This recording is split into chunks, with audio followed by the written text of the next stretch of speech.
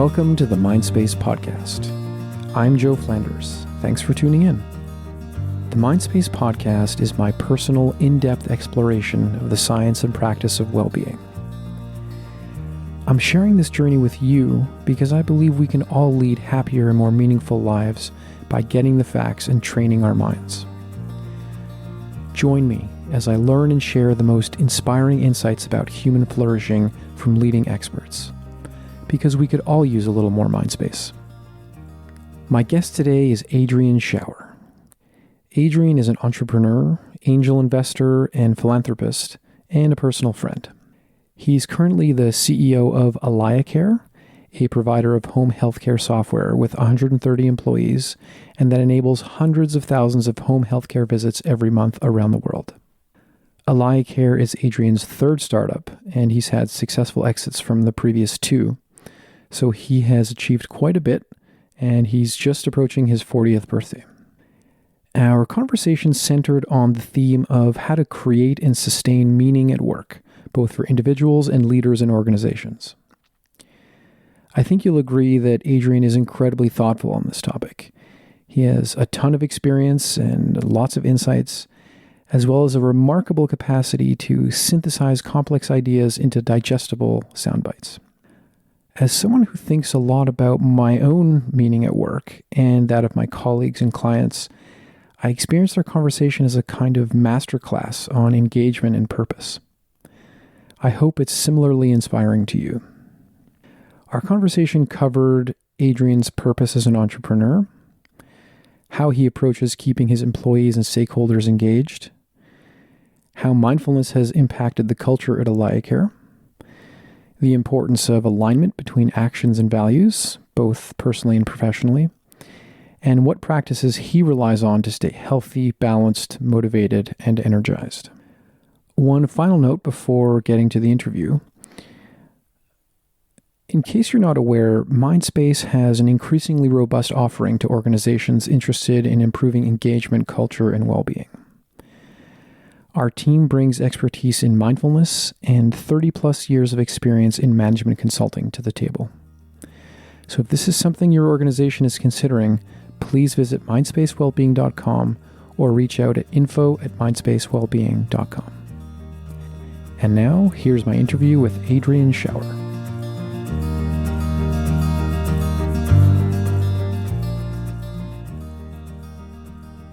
Hey, Adrian, welcome to the podcast. Thanks for having me, Joe. Who are you and what do you do?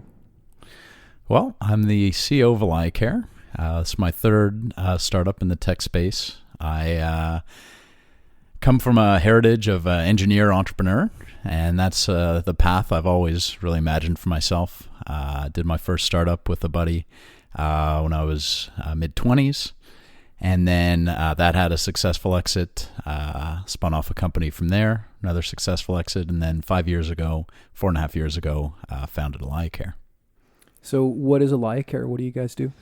So we're a software company for the home healthcare industry. We basically provide the software that home healthcare providers need to run their business.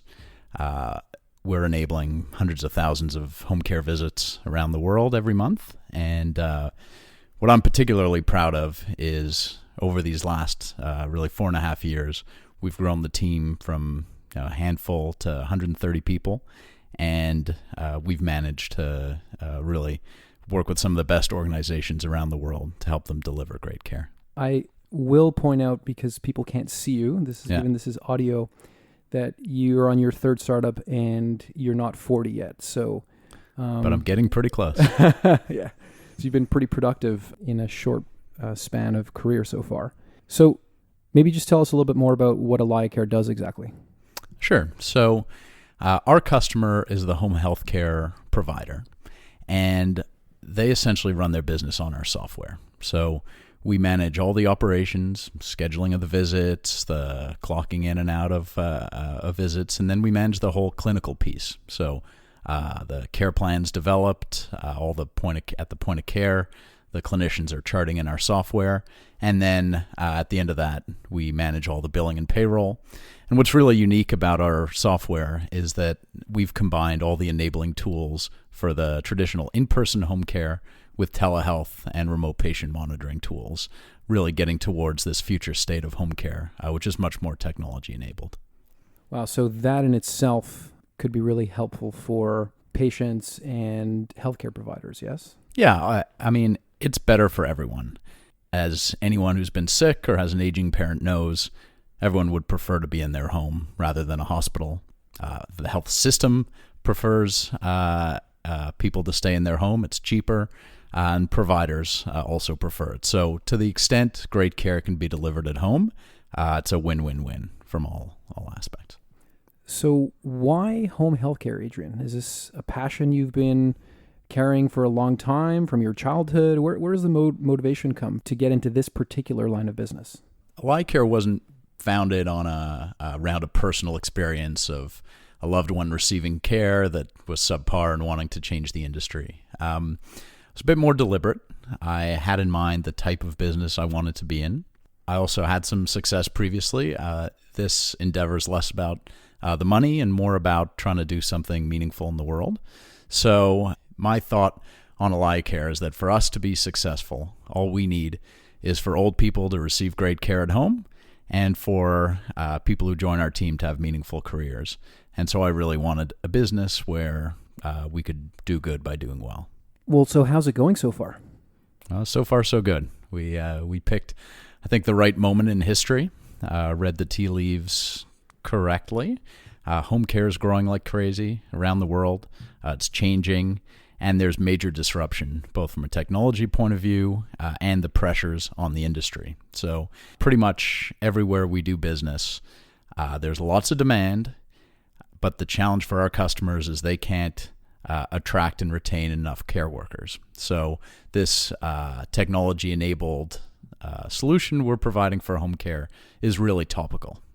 I'm not sure how much of the details of your books you want to share with us, but I've spoken to you in the past about how the business is doing, and it always blows my mind when I hear your situation. So you have a burn rate, I think in the six-figure range. Correct.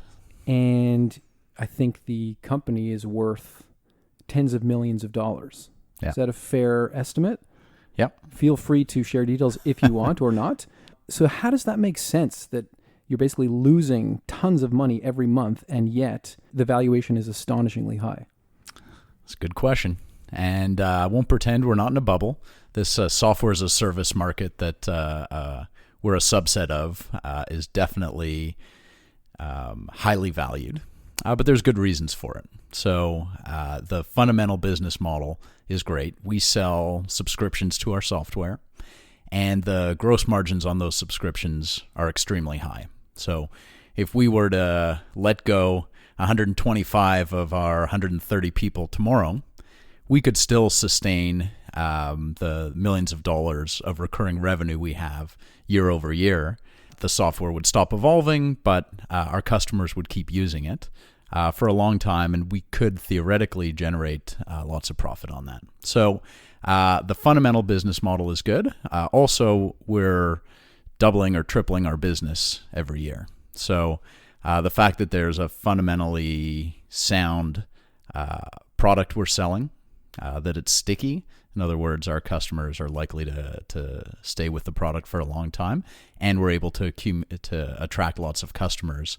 The investment community has said, you know what, this is an asset we want to own.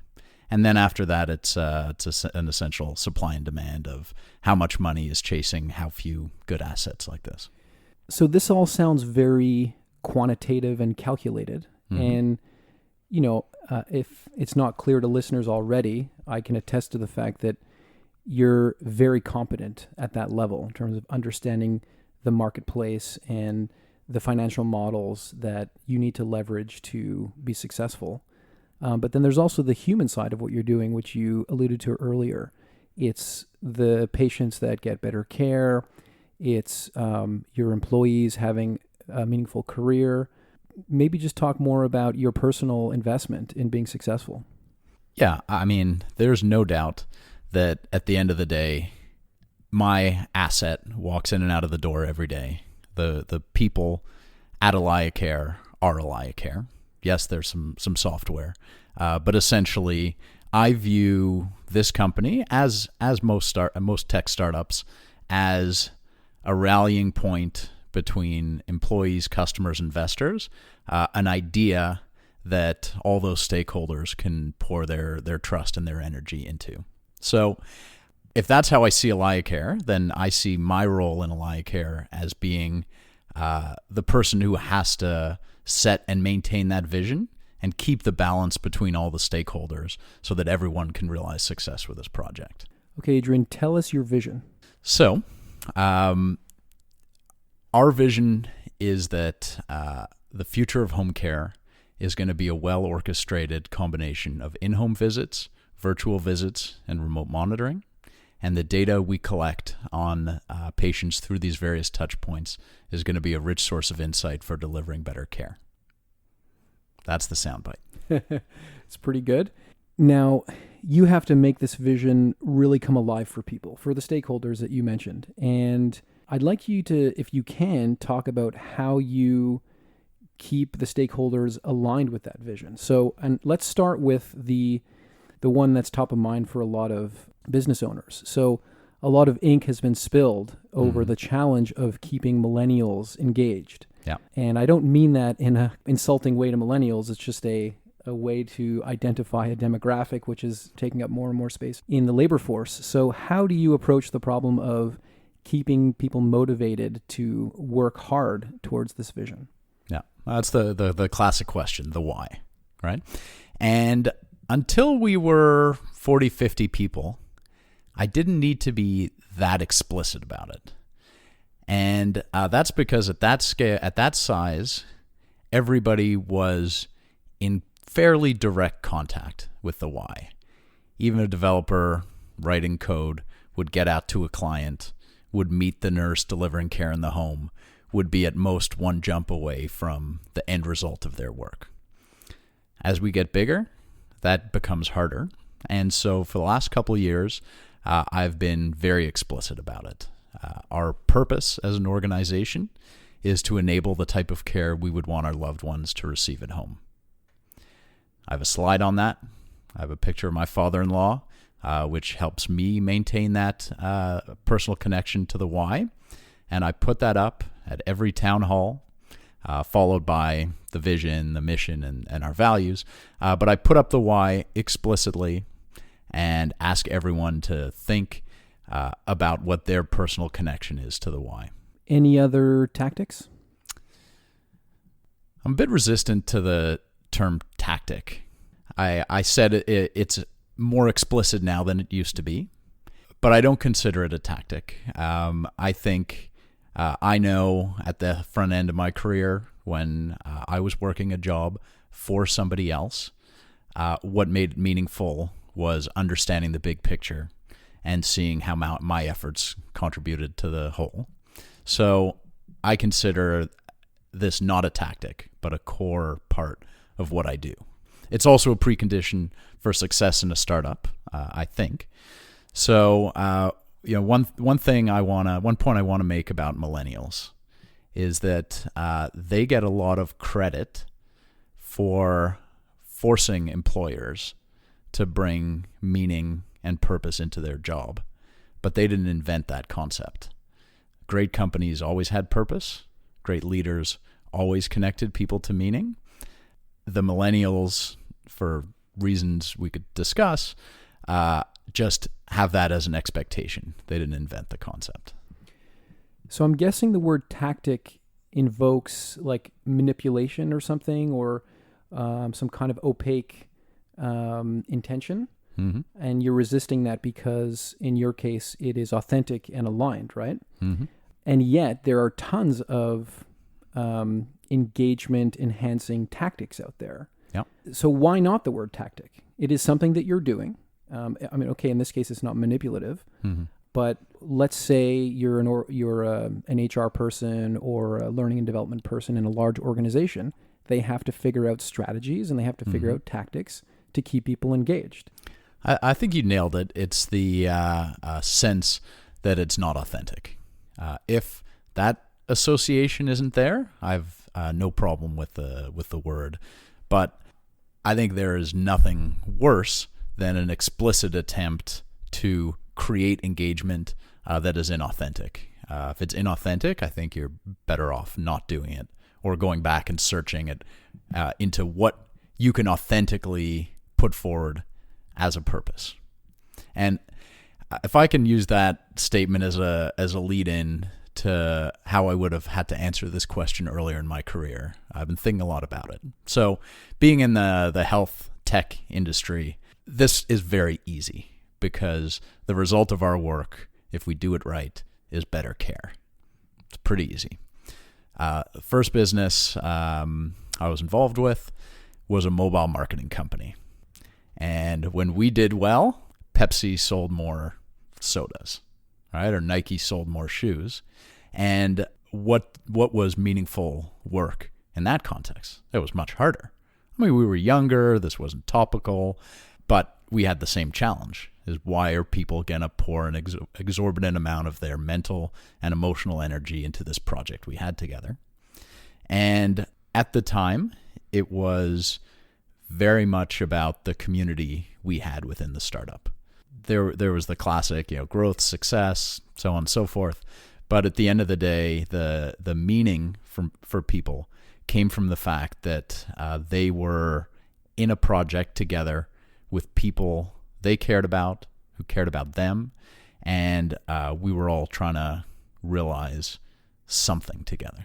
Okay, so what about organizations consumer organizations, you mentioned Pepsi and Nike, are they just going to lose out in the competition for talent because they can't create that deep alignment? Or do they rely on that sense of community? How would you advise the leaders in those kinds of organizations? That's a good question. I think they have a harder challenge, but I think you've seen even some multinationals like Nestle that, historically have had, some smirches on them, some questionable practices in low and middle income countries. And now Nestle wraps itself in purpose, and they still sell lots of sugary treats to people. But the things that the flag they plant is authentic. I don't think it covers their whole business model, but I do think they're authentically trying to do some things that are good. And I don't have a lot of friends who work at Nestle.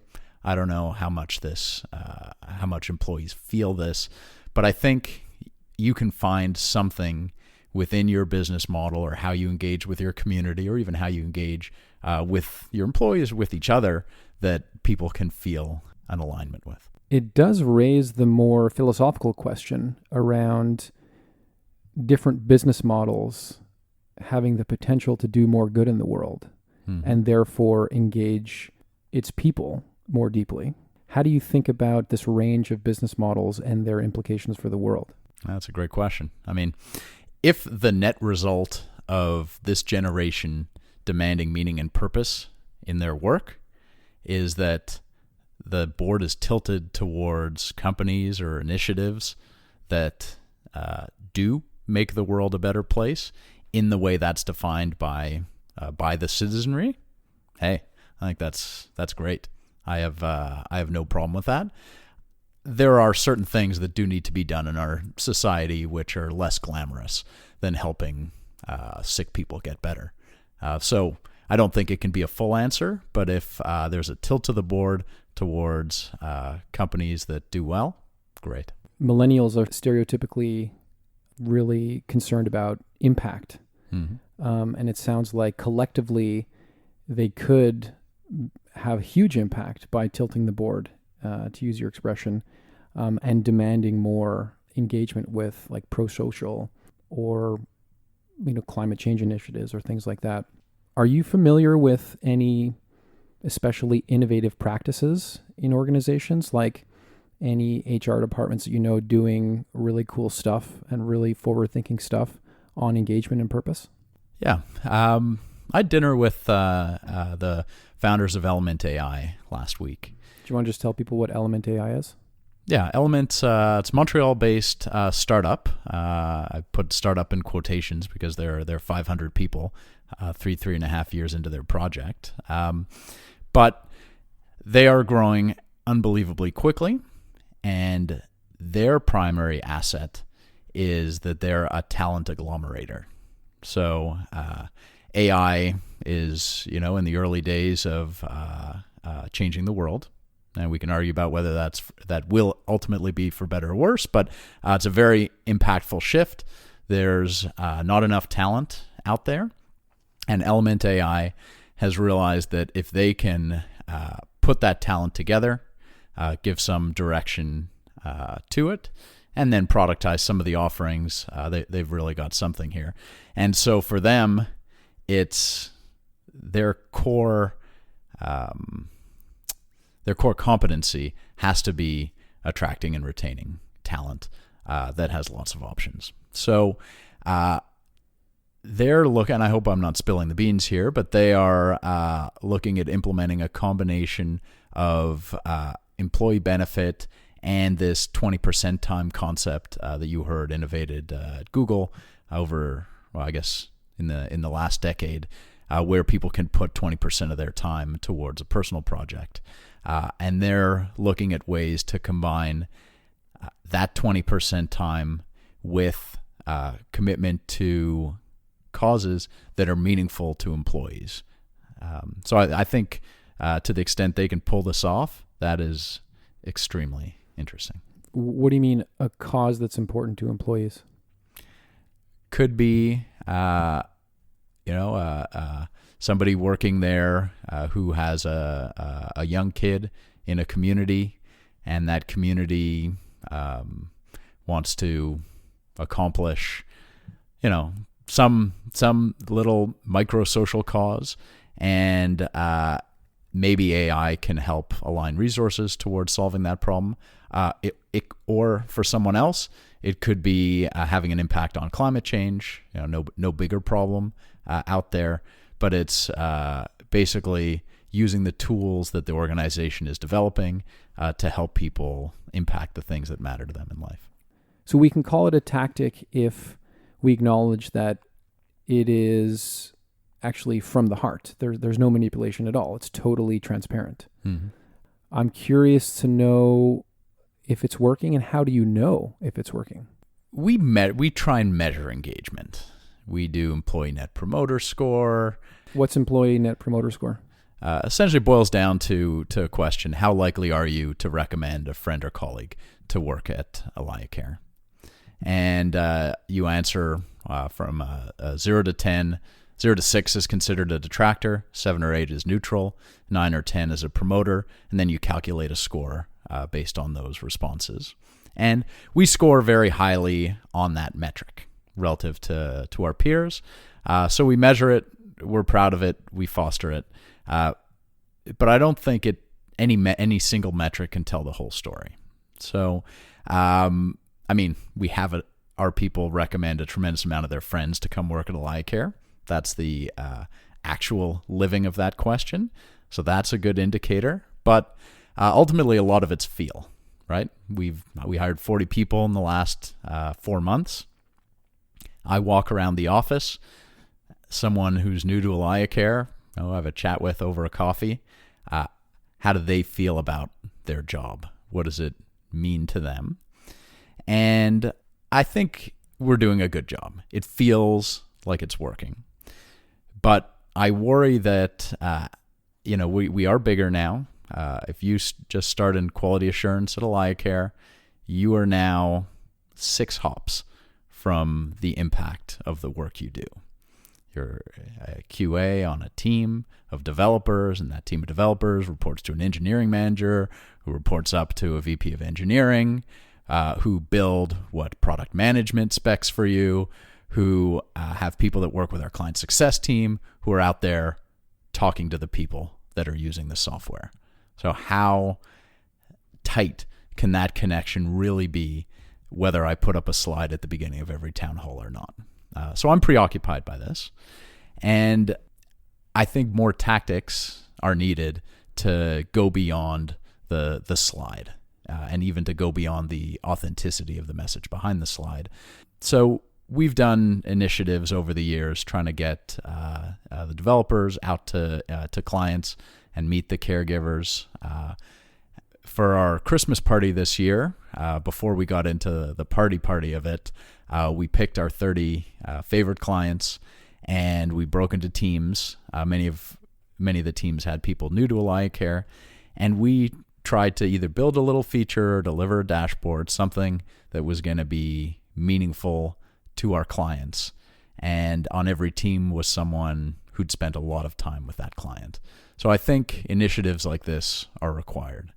So that's really about connecting people, your people, to the end result of what they're doing. Yeah. But I know you take other initiatives that are more about creating community or creating even wellness in the organization. I know, for example, that you've been dabbling into the mindfulness space a little bit. Can you tell us how you see mindfulness fitting into this overall strategy? And again, I hesitate to use the word strategy because it implies manipulation, but again, in this case, assuming it's authentic. Yeah. No, I think that's another thing you have to be explicit about, whether you call it strategy or tactics or not. The nature of our work is as if it was written for the need for mindfulness. Particularly on the product side of the business, it's deep, concentrated work done in an environment of continuous distraction. And the difference in productivity between being able to stay engaged with a problem you're trying to solve for half an hour at a time, an hour at a time, rather than in the 12 seconds between the instant messages coming in on Slack, it's probably a 10x multiple on productivity, one state of being versus the other. So we are very aware of what increased mindfulness can do for our people. I don't think we've yet fully figured out how to bring that into the workplace, but we recognize its importance. And one of the really interesting things that happened actually in our after our last engagement with Mindspace was how the vocabulary of mindfulness entered into how people talk about what they were doing. I'm being mindful became a substitute for I'm not multitasking during this meeting. And I think often even just establishing the right way to think about attention has a huge impact in and of itself. I feel we're back into this kind of tactic question because there's been so much criticism from let's say, the meditation community that's more preoccupied with ethics. I'm sure people are shuddering hearing you say that. It's like, oh my God, you want to deploy this practice that's, let's say, developed and refined by Buddhism among other traditions to, help people become more compassionate and more insightful about suffering in the world and make the world a better place and achieve a deep state of well-being. And you're talking about improving productivity by a factor of 10. Yeah. And yet this has the potential to be helpful not only for your organization, but for the individuals, right? Because they're going to feel better and feel healthier if they're practicing mindfulness or aware of the impact of how they use their attention. One of the concerns is that you care about mindfulness to the extent that it helps productivity, not to the extent that it helps people reduce suffering. And it might even help pacify them to just sort of accept and deal with inequities or conditions in the workplace that are fundamentally unhealthy. I think it's an alignment question and an easy one because the goals of the company are not misaligned with the goals of the individual at the company. I'm going to focus a lot on the software developer role. We have lots of other roles, but generally people who have chosen this as a profession like solving problems. They like losing themselves in the problem they're trying to solve. When you try and promote a great developer into a management position, it is not always a reward. We face that constantly. And so if we're going to create an environment for people to spend their days the way they want to spend their days, often this mindfulness tactic is more about removing the obstacles to them being able to direct their attention and spend their time in a way that makes them most fulfilled. So I don't really see an opposition here, even though it is a tactic, and the goals of the company, although they aren't totally selfish, could be largely selfish. What do you mean they could be largely selfish? So if all we cared about was maximizing productivity per dollar spent in salary, we could still deploy mindfulness as a tactic. The fact that we also care about the well-being of our people is important, but it's incidental to the fact that we think mindfulness is worthwhile focusing on within our company. Okay, Adrian, let's talk about a little bit more about you personally. We've talked a lot about, Alayacare and what it would mean for the organization to be successful. What about you personally? What does success look like for you? It's interesting. I've been thinking about that quite a bit lately. I used to get a much better dopamine rush from the material milestones. In the first startup, first million of revenue, closing $100,000 deal, those things really worked, really got me going. And I was still at a phase in my life where, to the extent that represented personal wealth, I thought I could somehow translate that into some incremental happiness. That's not so true anymore. So the things that give me the most pride, the things I'm most connected to emotionally, are very tilted towards the people at Alayacare having great experiences. We had our holiday party a couple weeks ago. Always comes out with a few drinks, but these "I love you, man" moments are really how I measure my impact and would give me the most pride in what I do. And there were a lot of them, and they were all mutual. That's the other thing, is people who express their appreciation for Alayacare, creating an environment where they can grow and be successful. In every single case, I was able to say, "Why are you thanking me? We should be thanking you." And that was a great feeling. Point taken that the material rewards are moving the needle less for you these days. But I think the financial rewards move the needle for a lot of people. Mm-hmm. A lot of entrepreneurs and, leaders and organizations. What do you make of the fact that the way our societies are rewarding successful entrepreneurs is arguably sort of out of balance, that there's an enormous concentration of wealth in a small number of people's hands, and you happen to be, at the moment, a beneficiary of that? I think the important part of the making money or creating wealth, 90% of it is based on that being a measure of success. I mean, does LeBron James really, really like balls going through hoops? No, right? He likes competing at a game where there's a score and effort and creativity is rewarded with scoring more baskets, the sum of which leads to winning a game. So I think that is still 90% of the importance of money as a measure for tech startups. Now, it so happens that balls going through a basket, creating a score in a basketball game, don't have long-lasting societal impacts, whereas money does, right? Because money is also a store of value and a medium of exchange, and you can use it to do a lot of real things that matter to real people.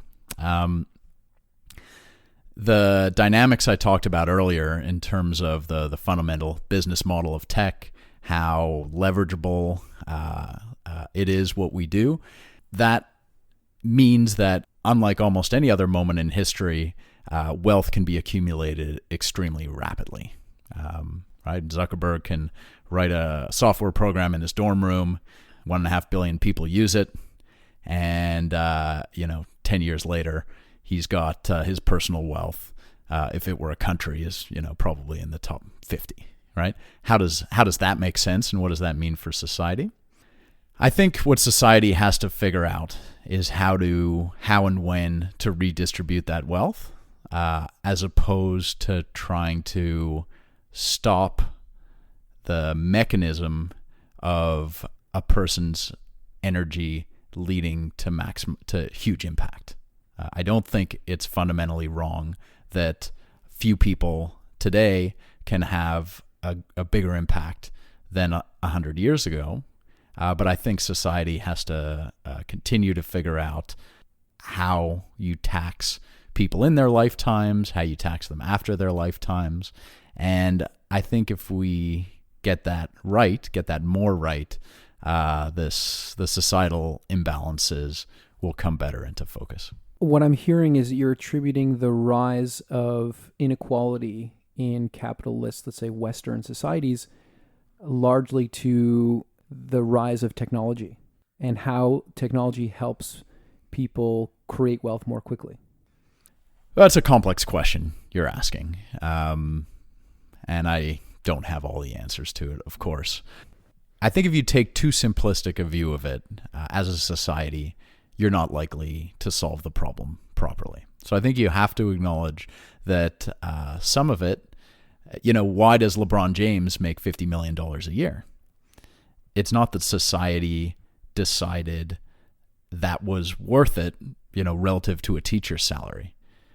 But what people decided was hundreds of millions of people decided that on a Friday night, they want to turn on the TV and they want to watch the best basketball in the world.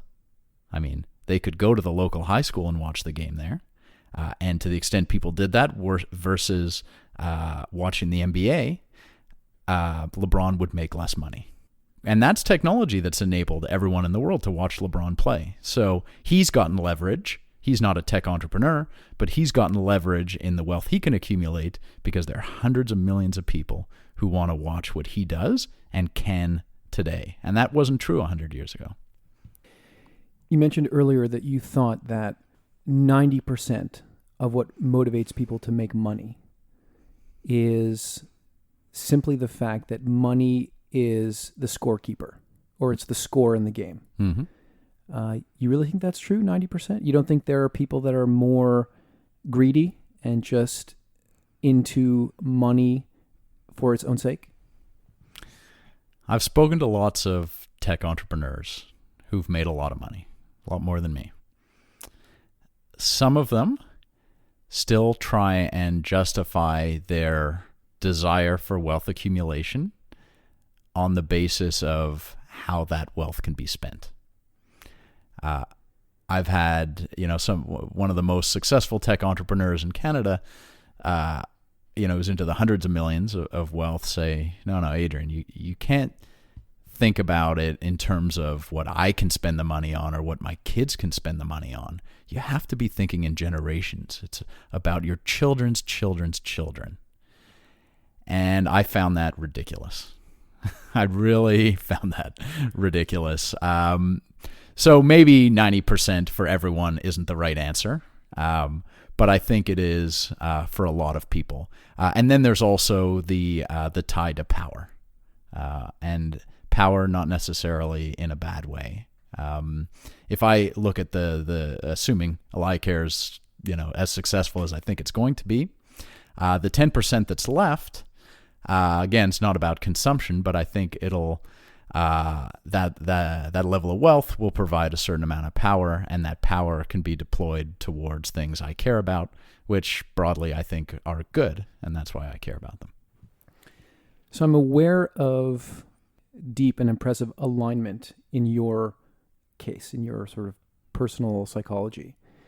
For you to have impact in the world, make the world a better place, you can make a big difference for people who need healthcare at home. Mm-hmm.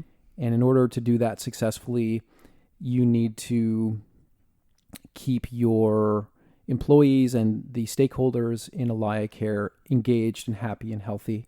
Mm-hmm. And what gives you the deepest gratification at your holiday party is feedback that the people in your community feel proud of what they're doing and feel grateful and all that kind of stuff. Mm-hmm. How does that feel to have that alignment?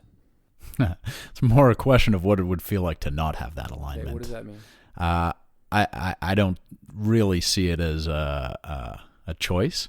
A lack of alignment would be very uncomfortable, right? There'd be that dissonance between how you think of yourself, how you communicate priorities to one group and act in another context. To the extent I have a choice, I don't want to have inconsistent views and inconsistent priorities. It's a type of suffering. But in a way, you're carrying a responsibility to keep this thing alive. Like, you can't show up at work and just sort of mail it in. You have to be walking and talking and living and embodying this purpose all the time. How do you keep it alive? How do you stay inspired? Good question. I don't know the answer to it. This is the best job and the worst job in the world, often in the same day. If I look at the mix of uplifting experiences I have in my day-to-day, ones that fill the pot rather than drain the pot, it's probably 10-1 draining the pot versus filling the pot. So when said that way, why the hell would I choose to spend my time this way? I don't really have a good answer to that, except I know that being listless would make me unhappy. I know that the struggle, I find meaning in the struggle. Yeah, that's the best I got. So practically speaking, Adrian, what do you do on a day-to-day, week-to-week, or month-to-month basis to keep yourself going?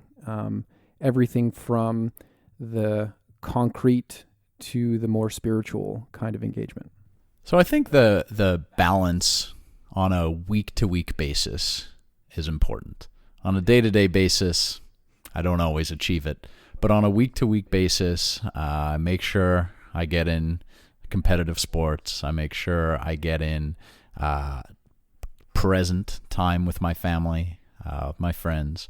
And I know if I don't succeed for any extended period of time to have some balance, I don't do my day job very well. On a more spiritual plane, I get a lot of reinforcement from spending time with other entrepreneurs. I get a lot of reinforcement from my family, and that's not to say that I talk business with my family, but it's an important part of my life, and it recharges the batteries for sure.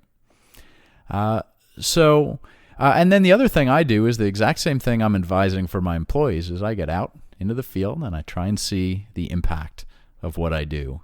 And those are very rejuvenating experiences. So Adrian, I'm aware that you have a meeting coming up in a few minutes, so we need to wrap this up. I wonder if there's anything else that you want to say that you feel we haven't covered.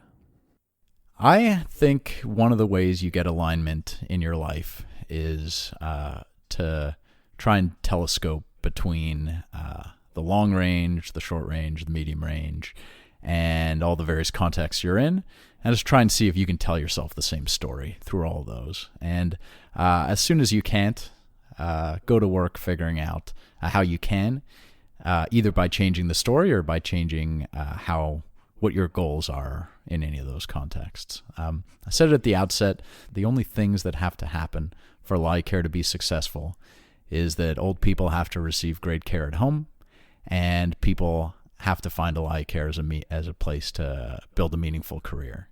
That's the longest term, and it's also a perspective in decisions I make every day of my life is useful, or every day of my professional life. So I think consistency, spending the mental energy to get consistency will bring you alignment. That's something I recommend to everyone. What do you mean tell yourself the same story in different contexts? I mean, it's a way of saying worldview. It's a way of making sense of what you're doing and where you're directing your energies. And, an example of an inconsistency would be, hey, today I'm going to deploy the tactic of making people feel connected to their work. so that 5 years from now, I can fly a private jet after having sold the business. That would be an example of dissonance. That would be a lack of alignment, and I wouldn't want to exist in that state. Because? Because then you're inauthentic. You have to maintain different ways of thinking. You have to figure out where those rub up against themselves. You have to make hard decisions all the time. Whereas if you have a consistent view, even hard decisions are not about the battle of your values. They're about, how to realize them in the world. And my mind stays happily in that state, whereas it stays very unhappily in a state where I'm trying to pick priorities and make one perspective overlap with another perspective that are fundamentally not overlapping. So how, mechanically, how do you develop that consistency? Like, someone's hearing you, gets inspired, maybe doesn't think at that level, or it's not part of how they operate on a day-to-day basis. How do you do that exactly? Well, I think everyone all the time, myself included, has the experience of two incoherent perspectives rubbing up against themselves. Example, I need to get to the office now. I've got a call to sort through an acquisition that we want to make, where there are people who are going to come into the Alayacare family, and the right business idea is to figure out how quickly we can not need those people. Okay? So I can go into that trying to maximize the profitability in this negotiation, and I could focus on that, and then I'm going to be taking a sip of water and have to tell myself why those people are less deserving of my care than people we hired rather than acquired. And everyone has those experiences. And it's very tempting to just dismiss those thoughts. But I find it very rewarding to not move past those thoughts, but force myself to make sense of it. Why are those people who I didn't choose, but who we've acquired to the team, are those people fundamentally different in terms of how I need to care, how I should care about them because of how they came into the family? Yes or no? If the answer is yes, that's okay. But I need to keep that perspective. I need to understand what it is and why it's different and act on that consistently. And if it's not, if the answer is no, then I need to spend the energy to figure out how these people who are joining Alayacare under a different circumstance are going to be part of the family. So this sounds like being very aware of what thoughts and emotions are motivating your decisions, and always checking in with, I guess there's that word, alignment. Mm-hmm. How does this decision fit in the bigger picture, in the bigger model of what I'm doing? And if it doesn't, how do I correct that misalignment? Mm-hmm. So self-awareness is key. And it's harder work than just moving past it. It sounds like that requires a high level of discipline. Yeah, I guess so. What about people who just either don't care or don't have the discipline or are too tired? This is a pretty high standard you're appealing to. There is an alternative. Don't do it. It's an investment. Spend energy now to save energy later. And not everybody makes good investments, but I think the most successful people understand what a good investment is. And in terms of how to live one's life, investing in alignment, I think, is one of the best investments one can make. I think that's an absolutely beautiful place to leave it. Really appreciate you taking the time, Adrian. You've made me think quite a bit, and I'll probably spend the rest of the day trying to piece together the implications of everything you're saying. So thanks a lot, and I wish you lots of success with Alayacare. Thank you, Joe. Enjoyed the discussion.